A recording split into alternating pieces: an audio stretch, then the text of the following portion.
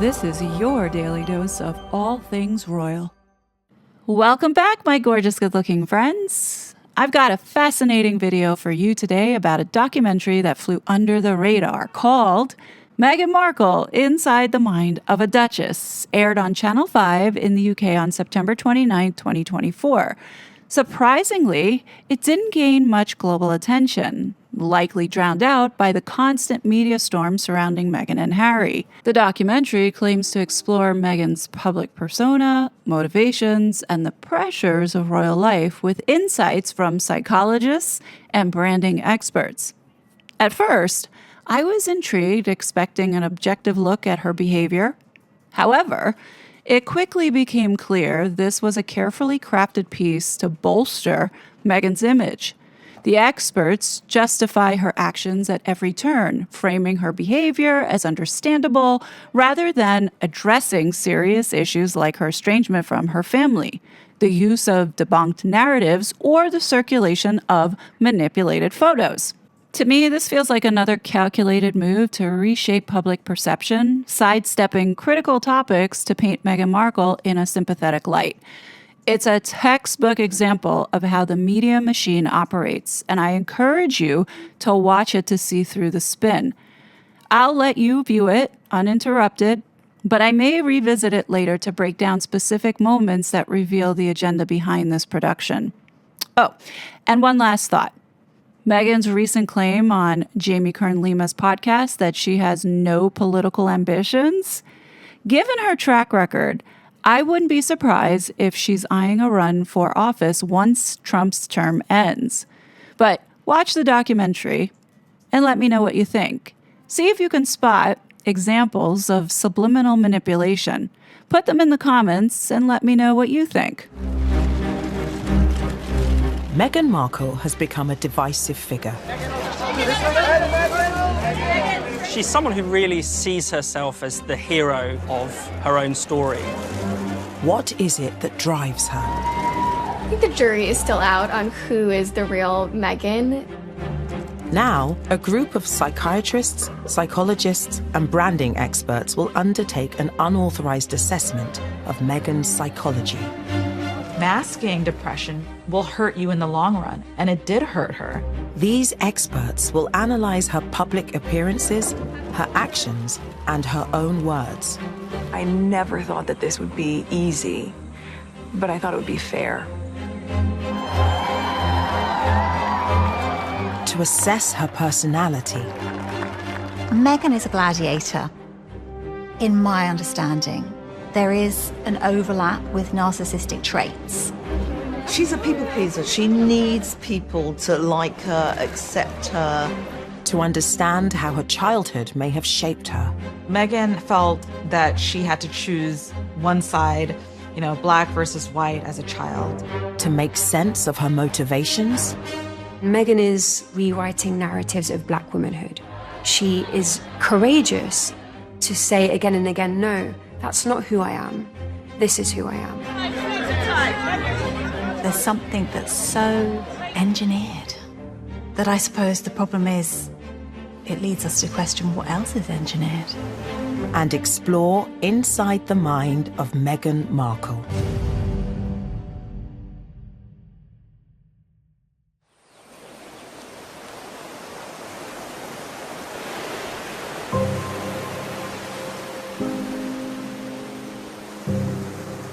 In February 2021, an interview is recorded that will be seen by approximately 50 million people across the world.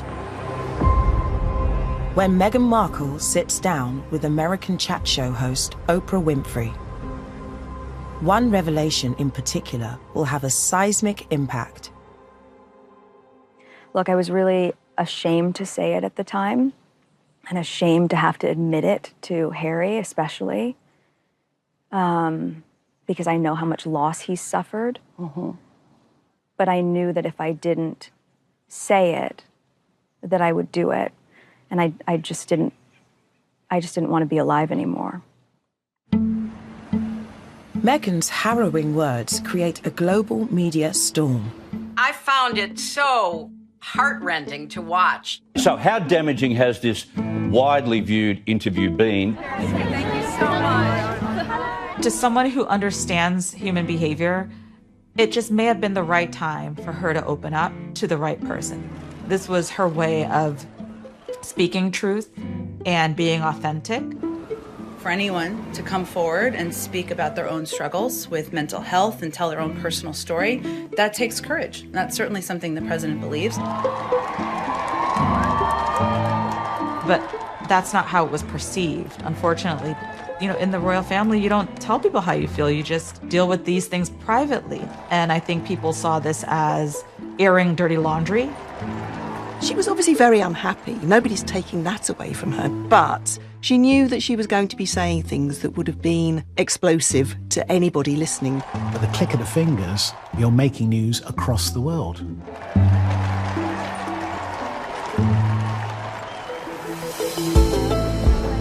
What led Meghan to make such a heartfelt and public revelation?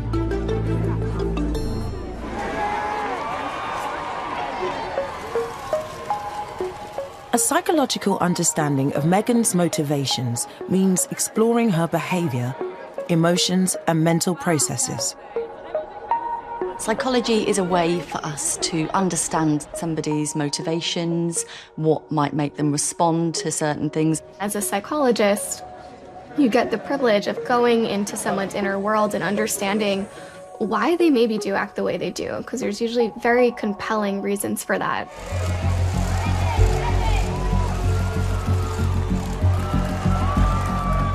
Across countless headlines and comments, over the years, many in the press have tried to make sense of Meghan's actions by asking the question, is she a narcissist? They were piling on Meghan as a liar, as an insufferable narcissist. Very narcissistic, very controlling, very dominating. This is narcissism off the scale. But is this fair or even accurate?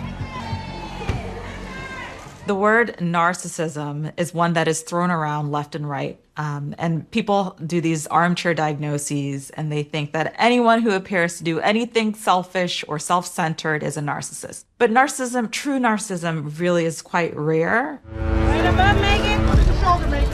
And Meghan. And then Meghan. I wouldn't define Meghan as a narcissist, partly because I've never met her. So how could I? Narcissism is a personality trait. We all have narcissistic traits. That just means that we all have a level of self-involvement. We can have healthy narcissism. Narcissism, I think it's really useful to think of it as more of a spectrum. Some of us may be further along that spectrum than others, but actually it's okay to have a self-interest.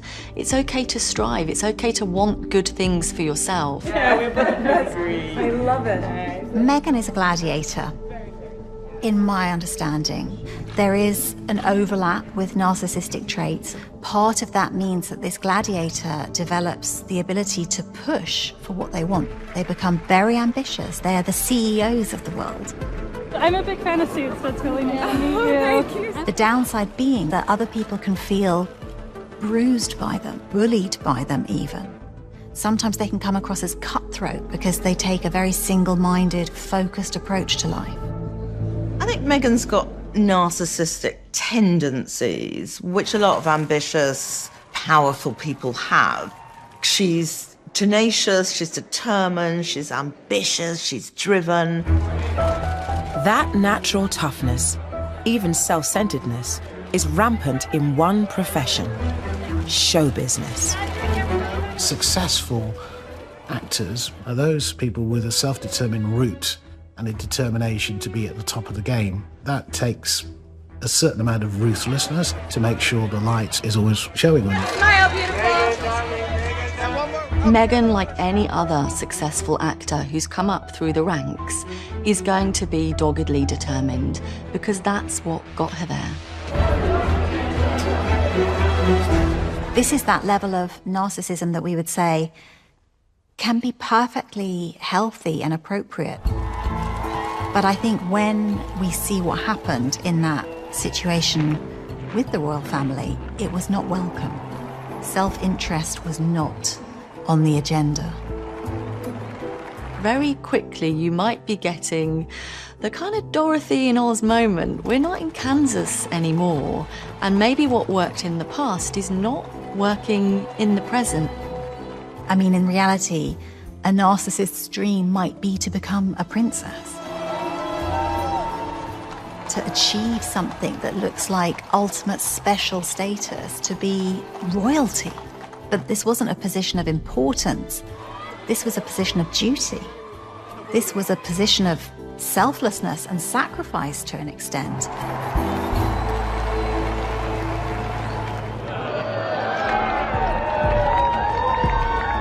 Meghan's critics have also pointed towards a potentially narcissistic reaction to criticism. Key narcissistic traits would include a more brittle reaction if you're seen to be put in a bad light. There's that vulnerability that if I admit that I'm wrong, then my whole house of cards will come crashing down. For Meghan, after leaving the royal family, there was one narrative that she seemed determined to correct. Simple bridesmaids' dresses, beautiful flowers. Meghan and Harry's wedding was a display of royal family unity. But it would later emerge that this hid disharmony.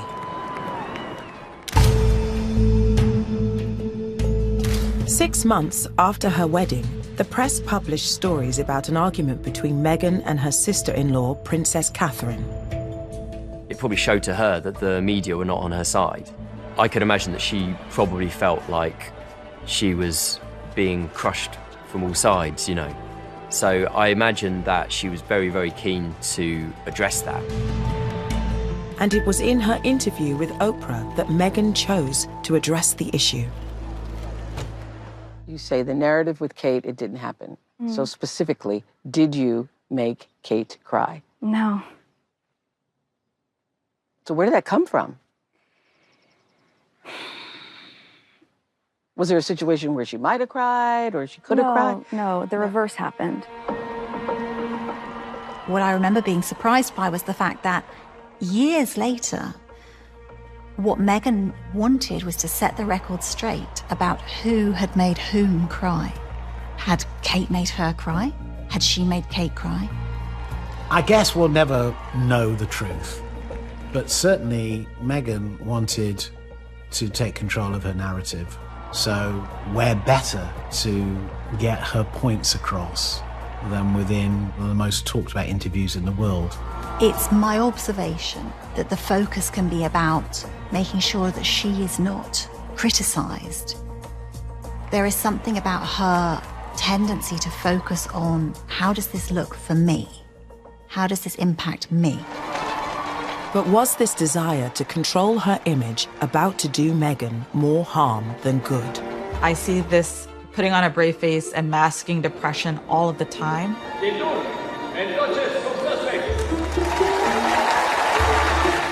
There's only so much pressure that any of us can take.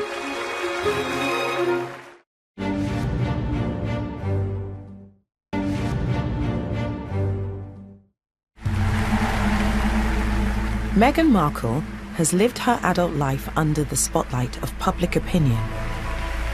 We've seen her be incredibly successful as an actress, that she has found all sorts of ways to command attention from others. Please welcome Meghan and Harry, the Duke and Duchess of Sussex. Meghan has spoken publicly about her own tendency for people-pleasing and also about her drive to succeed. I was probably a lot like each of you, young, ambitious, advocating for the things I deeply and profoundly believed in. And also looking around and wondering, how on earth did I get here? I think she's a people pleaser. She needs people to like her, accept her. And I think that drive and that ambition and that desperate need to be validated is really important for her. Thank you. I think this probably comes, and this stems from stuff further and further back in her life, And I think that she learned from a very early age that, you know, she's number one as far as she's concerned.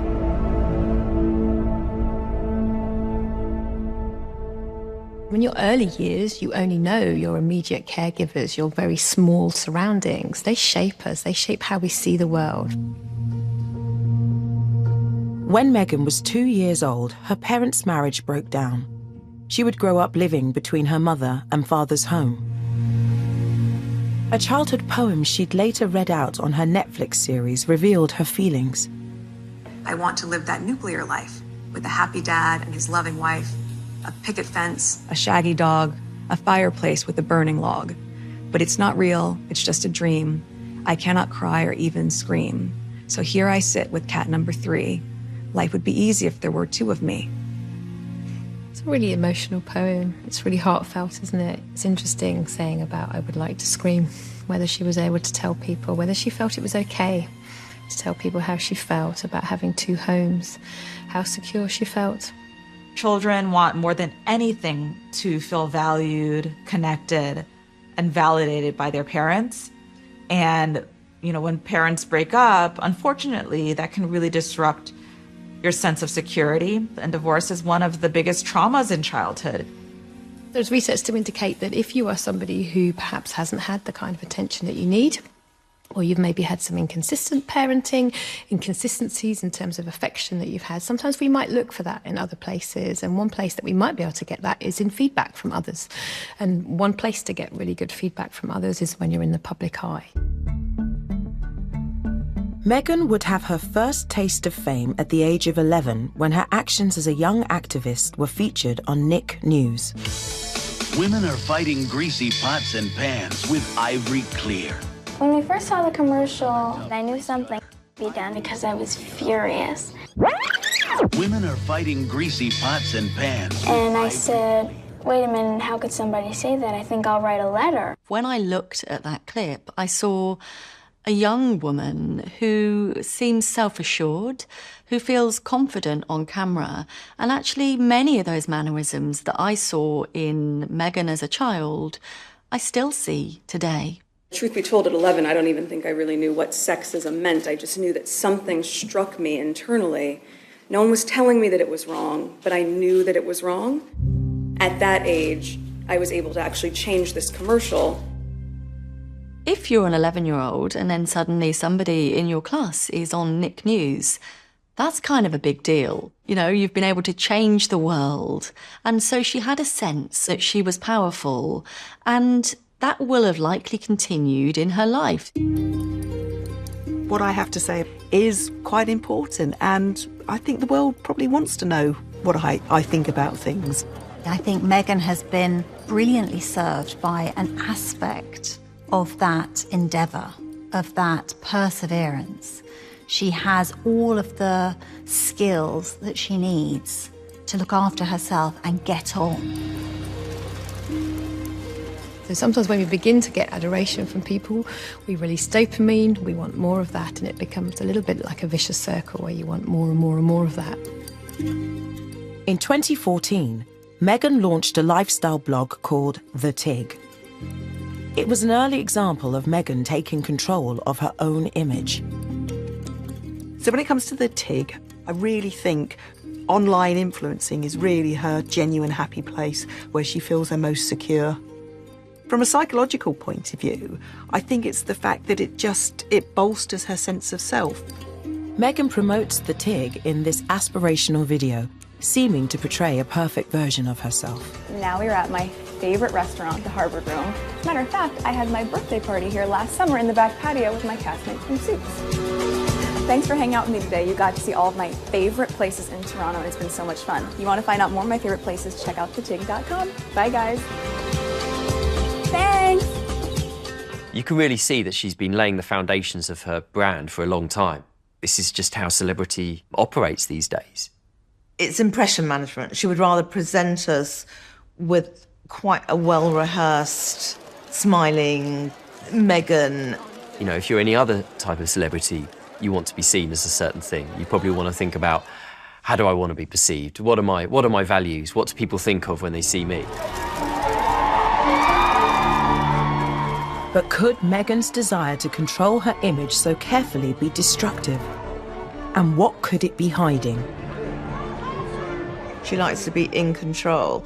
And the problem with being performative is that it strips away genuine vulnerability and, to that extent, also authenticity. There's something that's so engineered that I suppose the problem is it leads us to question what else is engineered. I guess the question still lingers for me too, is this a mask? Is this something that feels genuine? In psychology, masking means hiding your authentic self or suppressing your true emotions to gain social acceptance. So masking is something that all of us are likely to do, probably many times a day. We are constantly wearing different masks. It speaks to what we feel like is needed, how we need to armor ourselves to survive the world that we're in. So when I work with clients, what we see is what's kind of quite functional masking. But sometimes we see it tips the balance and people don't ever feel like it's okay to be themselves. So did psychological masking lie behind events in January 2019? To welcome the Royal Highnesses, the Duke and Duchess of Sussex. 6 months pregnant, Meghan and Harry attended the premiere of a Cirque du Soleil performance at the Royal Albert Hall. Talking about the weather, you just go, What we know is that when the stakes are high and when it matters to us and to those around us, we can be incredibly adept at masking. We might be hiding our inner turmoil. This smile hid an unfolding psychological crisis, as Meghan would later reveal in her emotional interview with Oprah Winfrey. But we had to go to this event, and I remember him saying, "I don't think you can go." And I said, "I can't be left alone." Because you were afraid of what you might do to yourself? And we went, and that... I'm so sorry to hear that. In my research with high-functioning depression, I see this putting on a brave face and masking depression all of the time. Masking helps you initially. It helps you to feel as if maybe you're not burdening others. But over time, it could really wear on you because no one has any idea how bad it is. And so masking depression will hurt you in the long run. And it did hurt her. The cumulative effect of this amount of pressure means that you might be able to keep doing it for a finite period of time, but there's only so much pressure that any of us can take.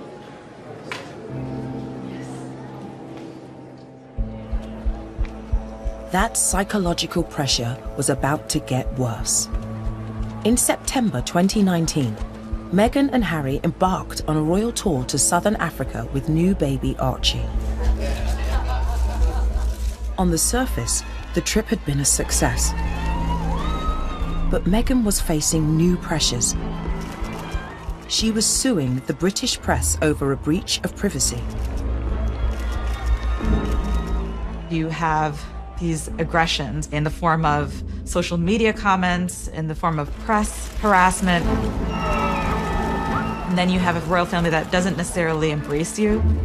And then on top of that, you have the challenges of being a young mother, which is physiologically and emotionally taxing. And then you have to put on a smile in front of a camera and give interviews and show up at events and be perfect. That's a lot for any individual. What we know about somebody living under acute stress and pressure is that it's likely that every cell of their fibre is screaming, "Get safe, get safe, get safe." On the final day of the tour, Meghan began what should have been a straightforward interview with Tom Bradby. Sometimes we get caught off guard. We're not planning to tell somebody how we feel. We might not want to disclose something, but sometimes somebody just asks us something in a certain way that means that we are vulnerable and that we may decide to share. Is this the moment that Meghan's psychological mask might have inadvertently slipped? I don't know what the impact on your physical and mental health of all the pressure that you clearly feel under. I would say, look, any woman especially when they're pregnant, you're really vulnerable. It's a lot. So you add this on top of just trying to be a new mom or trying to be a newlywed. It's, yeah, well, I guess, and also thank you for asking, because not many people have asked if I'm okay, but it's a very real thing to be going through behind the scenes. In the moment, I think we just see a young mother who has really been struggling for a variety of reasons, and it's hard not to be moved with her distress. So one of the things as a psychologist I found interesting is the shift in Meghan's body language, her eyes, something about the way that she looked. The pause, there was a huge pause before she responded. Would it be fair to say not really okay, since really been a struggle? Yes. There's a perception of a vulnerability when she's being interviewed. The biggest thing that I know is that I never thought that this would be easy, but I thought it would be fair. The fallout from this interview would mark the beginning of the couple's exit from the royal family. I find it very doubtful for somebody that is so experienced within the media that she went into that interview not knowing what she was going to say. I'm not so cynical to think that the feelings were made up, that it came from nowhere, because I don't think that's the case. But I don't think there's much chance that she didn't know that it would have a big impact. So perhaps it went a little bit deeper than she was maybe expecting. But I very much doubt that she wasn't prepared in her own mind about what she was going to be talking about. But Meghan's most explosive comments were still to come. Is the royal family a racist family, sir? That questioning must have just made her blood run cold.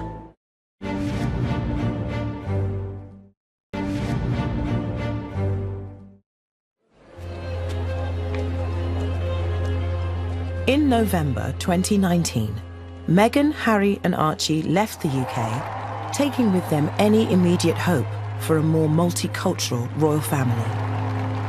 And I think it was a really bad moment for the royals if they wanted to look like they were progressive, if they wanted to look like they were putting that side, that dark side of Britain's history, and indeed Britain's present in many ways, behind them.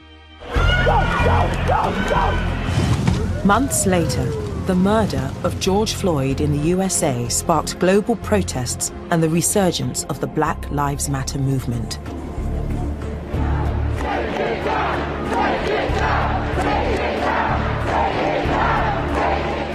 We have to remember that this was an extremely febrile time. We had Black Lives Matter protests in America, they spread to the UK. There was a lot of talk about systemic racism in the country. There was a lot of talk about colonialism, the history of slavery in this country. A spotlight was put on just about every institution, big or small. There's not a chance in hell that Meghan would have been unaware of this. In her 2021 interview with Oprah, Meghan would reveal alleged private conversations between members of the royal family about her then unborn son, Archie. So we have in tandem the conversation of he won't be given security, he's not going to be given a title, and also concerns and conversations about how dark his skin might be when he's born. What? I can tell you, as someone from a mixed-race family, that is the most normal discussion in the world. The question is, what does someone mean by it? Of all Meghan's revelations, this was perhaps the most damaging to the royals. Sir, can I ask, what did you think of the interview? Hi, sir. Thank you. Can you just let me know, is the royal family a racist family, sir? No, we're very much not a racist family. I think she would have known how damaging that would have been. And I think it probably showed the level of anger that she had. What she proved, yet again, is that on a global stage, she's a phenomenal communicator. And if you're a phenomenal communicator, you can land a punch. The idea that somebody else might be making questions and judging our unborn baby, such as the way that Meghan might have felt with that questioning, must have just made her blood run cold. I think it's very culturally triggering for Meghan. The fact they would ask her about her baby's skin colour when she was pregnant, you know, and the hormones are everywhere anyway, I just think must have felt incredibly insensitive and brought back the potential for her child to have all those issues and identity struggles that she had when she was a child. Sometimes old wounds can be reignited by current stressors, and that's incredibly difficult when we're talking about someone's racial identity and whether they might have been criticised, judged and abused for that in the past. Meghan Markle was born in 1981, the only child of Doria Ragland, an African-American makeup artist, and Thomas Markle, a white television lighting director. Meghan is a biracial individual, and from a young age, biracial children, they notice that other people look at them and point out differences and may question identity. For example, a biracial child like Meghan, who has light skin compared to her mother, would be questioned about whether or not her mother was in fact her mother or her nanny. And Meghan says that that's an experience that she had very frequently during her childhood. What this does for a child is it causes them to really question where they belong, and it almost forces them to pick a side. And for children, that could lead to a lot of confusing feelings, a lot of guilt, and a lot of shame. In 1991, Meghan was 9 years old when Rodney King was violently beaten by police in her home city of Los Angeles. They struck me across the face. This was a collective trauma for anyone in the Black community. It was a collective trauma for people who weren't in the African American community. And so seeing someone almost beaten to death on television because of the way that they look, I mean, that is so traumatizing on so many levels. And I've spoken with many adults who at the time they were children or adolescents during the Rodney King incident, and they will say that this made them question whether or not being Black was a good thing. As Meghan's acting career took off, her racial identity may have come under more scrutiny. It's no secret that in Hollywood, there are more roles for people who are not Black. Biracial people may benefit from not completely identifying with their Black side because society has set things up so that, you know, people who are non-Black succeed. One more stop right here. Meghan, The role that would launch Meghan onto the global stage was paralegal Rachel Zane in US legal drama Suits. Mike Ross? Hi. I'm Rachel Zane. I'll be giving you your orientation. Wow, you're pretty. Good. You've hit on me. We can get it out of the way that I am not interested. No, I'm sorry, I wasn't hitting on you. Trust me. So what I see is a sexy, beautiful, smart, sassy American. I don't see her as a woman of colour, but I don't not see her as a woman of colour. She could be anybody. She could be whoever they wanted her to be. Meghan chose a path where she was definitely going to be judged based on her appearances for the rest of her life. This is something that a person has to think about all the time. You know, are they wondering if I'm Black? Are they wondering if I'm white? Do they wonder where I think I fit in, right? Because biracial people feel as if even their own, right, even one side that's Black or one side that's white won't fully accept them.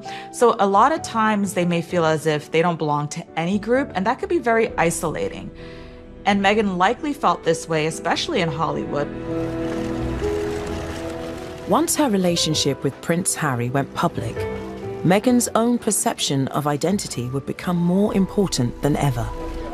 She's had to confront her Blackness because she becomes more Black in that proximity to a white family. You know, that we get to see the contrast much more, that she is positioned as other than. To now have to think about this every day, every time you walk into a room, every family event you go to, every time you open a paper, that could be psychologically damaging for an individual. Waves of press and social media commentary about her race followed, much of it negative. Very few people in the world have gone through that much hate and backlash.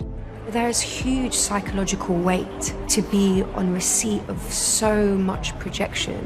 There is a risk of internalizing this, to actually believe the lies that are projected upon you. She might be behind closed doors asking herself the question, am I this bad person? Am I this vilified, evil, controlling, dominating woman? Some of that scrutiny was centered around your ethnicity, Meghan. When you realized that, what did you think? Of course, it's disheartening. You know, it's a shame that that is the climate in this world, to focus that much on that, or that would be discriminatory in that sense. But I think, you know, at the end of the day, I'm really just proud of who I am and where I come from.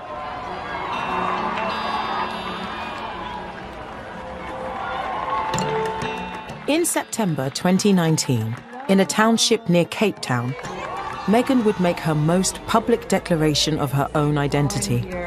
I want you to know that for me, I am here with you as a mother, as a wife, as a woman of color, and as your sister.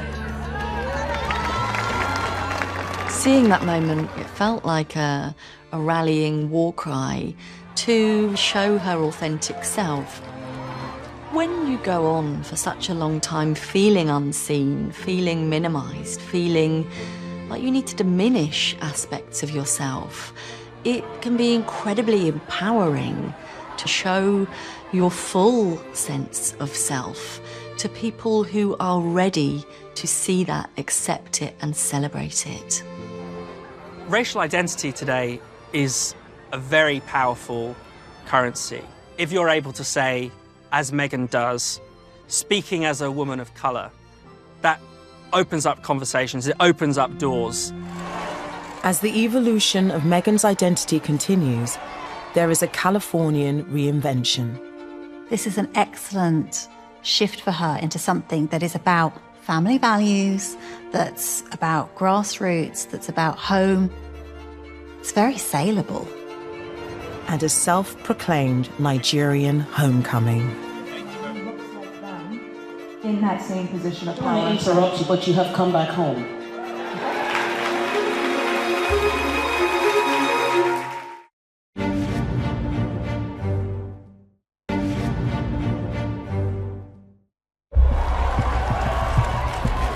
In January 2020, Meghan and Harry announced their decision to leave their roles as working royals.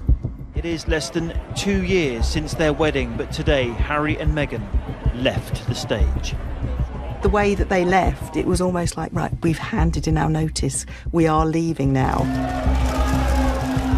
I think the jury is still out on who is the real Meghan. We have so many different stories. Some might see it as this playbook to manipulate the press and her husband. Some might see it as a genuine attempt to try to, make the life that she was always dreaming of. With the royal life behind them, the Sussexes could begin their most significant rebrand yet, and all on Meghan's home turf. I think moving to California does make sense. They would have wanted to be far away from the UK. And it's also, frankly, quite an Instagrammable place.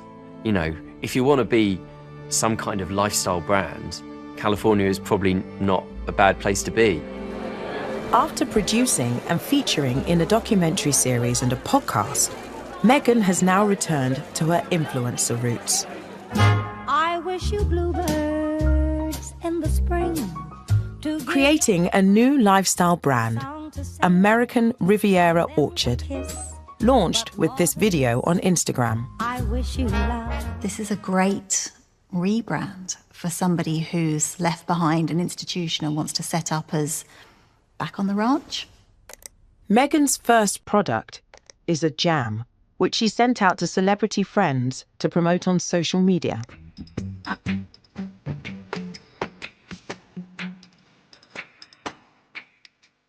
If you're launching a new product, particularly something as arguably as ordinary as a jam, you need it to be talked about.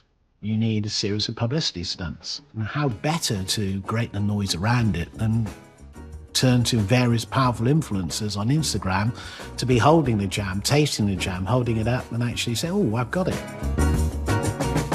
This is an excellent shift for her into something that is about family values, that's about grassroots, that's about home, and I'm sure that there are roots in that are about family, but I also think it's very saleable.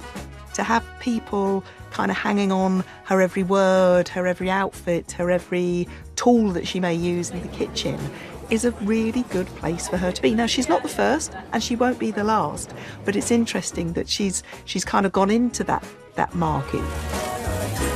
American Riviera Orchard is the latest in a long line of Sussex ventures, many of which have been questioned and criticised. I just think the problem she's got is spreading herself too thin. Is she going to be an ambassador? Is she going to be a lifestyle influencer? I think these are the questions she's got to answer. Meghan doesn't want any more failures. That is a basic problem, is everything she does comes with a huge amount of noise. In May 2024, an opportunity arose for Meghan to explore a new market for her personal brand. It was hard not to think you were watching an official royal tour as the Duke and Duchess of Sussex were welcomed to the Nigerian capital today. She did cut a figure that was a bit like a statesman, frankly. So I think it was all part of that brand building exercise to show that, she's got depth as well. But it's also attention. It also means she's going to get in the newspapers. And if you get in the newspapers, chances are they're going to mention the other things she's been doing. For Meghan, the trip was also personal. A DNA test had revealed that she was 43% Nigerian. Meghan has, a decent percentage of Nigerian in her. And what has been echoed so much, really, in the past day by men and women alike is, oh, we weren't surprised when we found out when you were Nigerian. Oh, no. I think the vast majority of people would do a DNA test, they'd find out something interesting, and it'd make a nice little anecdote to tell your family. I don't think you would suddenly embrace an entirely new culture off the back of it. I think the fact that she's focusing on her African heritage, probably telling about a lot of things, it's a bigger audience, right? So if I were to be overly cynical, I would maybe say it is part of appealing to as many people as possible. It felt quite warm to me and quite genuine. That's for you.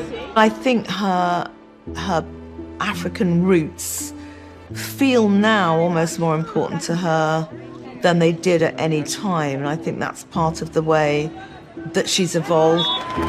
The media has, of course, imposed so many narratives upon us regarding who Meghan is.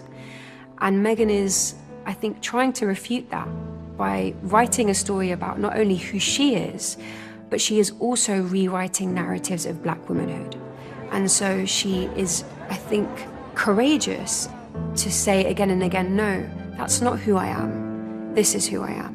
And I say that mostly as a compliment to all of you, because what they define as a Nigerian woman is brave, resilient, courageous, powerful, beautiful. I think she has an amazing way of complimenting herself while appearing to give compliments to others. I think she's someone who really sees herself as the hero of her own story. Whatever Meghan chooses to do next, her presence and profile mean her actions will be scrutinised across the globe. Her lifestyle and her decisions will continue to define her as long as she remains in the public eye. I think Meghan is the most phenomenal and admirable work in progress. I think she's a person who's gone through a tremendous amount of difficult experiences. Part of her journey could actually be to embrace the fact that she's allowed to make mistakes. If she could give herself more permission to make mistakes and to be fallible and to be human, she might find that there was less pressure on her to present a version of perfection, and that could be transformative for her. You know, she's in this point of rebuilding and creating a life for herself. So I wonder if maybe the story is not totally over yet.